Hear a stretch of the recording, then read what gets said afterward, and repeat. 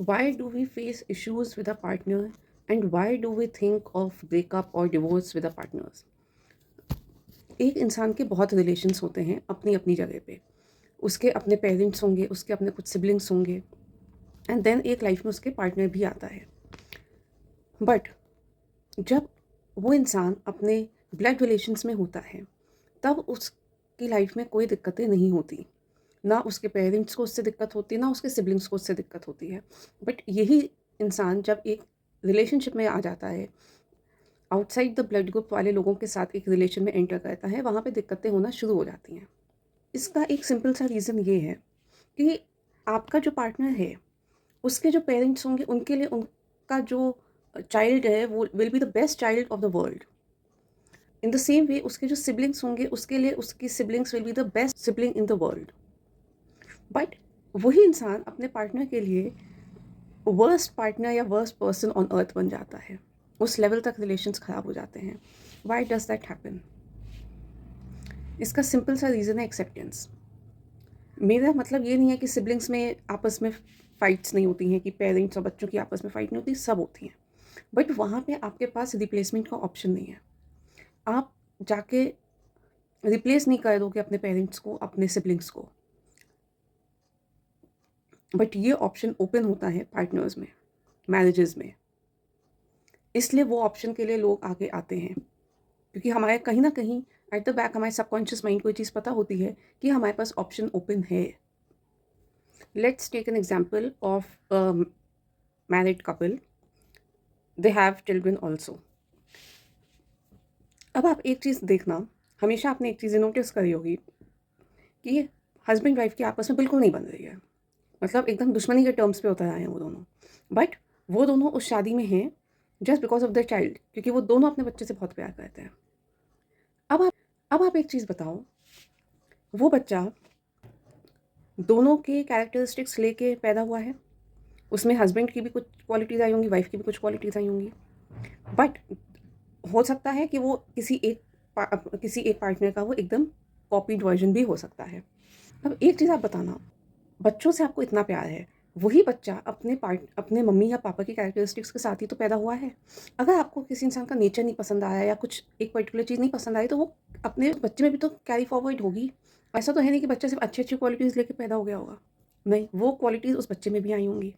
But तब भी आप उस बच्चे से इतना प्यार करें, लेकिन आप अपने पार्टनर से नहीं प्यार करें, क्योंकि वहाँ पे उस बच्चे के अंदर आपकी फैमिली का एलिमेंट आ गया है। आपका वहाँ पे कॉन्शियसली आप ये चीज़ जान रहे हो that child has some genes of yours also.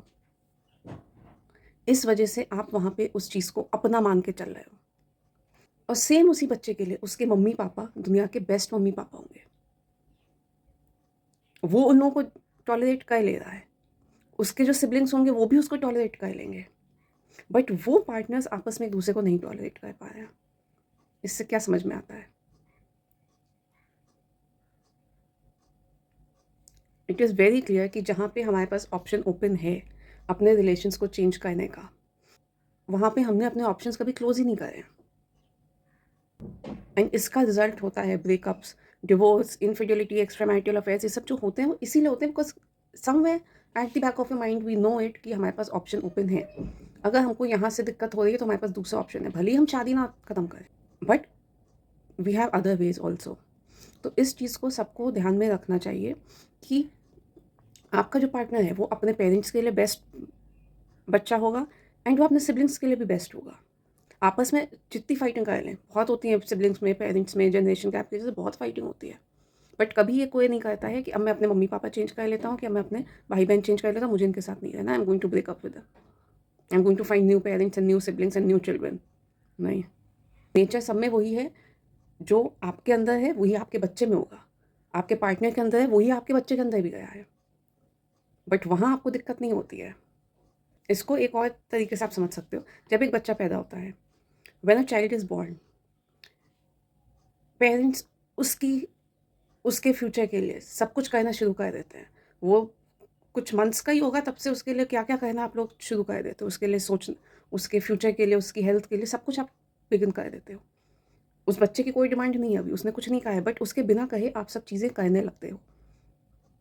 बहुत बार आप जब बड़े भी हो जाते हो तब भी आप अपने पेरेंट्स के लिए बहुत सारी चीज़ें उनके बिना कहे करने लगते हो। अपने सिबलिंग्स से बहुत सारी चीज़ें आप बिना कहे करने लगते हो। ये चीज़ पार्टनर्स के बीच में क्यों नहीं आती है? कि आप तो वो तो बच्चा है, उसने तो कोई डिमांड नहीं करी, तब आप उसके लिए इतना कुछ कर रहे हो। जब आपकी शादी होती है, जब आप रिलेशनशिप में आते हो, यू आर एन अडल्ट उस टाइम तक। तब तो आपको और अच्छे से अच्छी चीज़ें समझ जानी चाहिए कि दूसरे के लिए क्या करना है। वहाँ पे क्यों वो पार्टनर एक दूसरे को नहीं समझ पाते हैं? सो दिक्कत यहाँ पे एक्चुअली बस इसी में है कि हम वहाँ पे अपने एफर्ट्स ही नहीं डालना चाहते हैं, क्योंकि हमारे लिए एक ईज़ी ऑप्शन अवेलेबल है।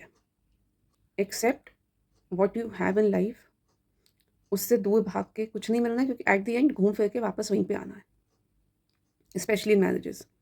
अगर कैजुअल रिलेशनशिप्स हैं वो सब है तो फिर मैं उन टॉपिक्स पे मैं उन लोगों को यहाँ पे इंक्लूड नहीं करती हूँ। मेरे जो रिलेशनशिप्स होते हैं बहुत सीरियस वालों की मैं बात करती हूँ।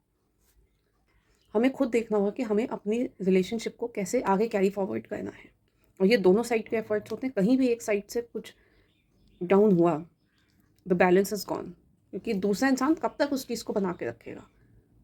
तो इस चीज़ का ध्यान दीजिए। हर इंसान सेम है, आप उसको कैसे देख रहे हो ये आप पे डिपेंड करता है। वही इंसान है, उसके वो मम्मी भी है, बहन भी है, भाई भी है, मम्मी-पापा भी है, बच्चा भी है किसी का।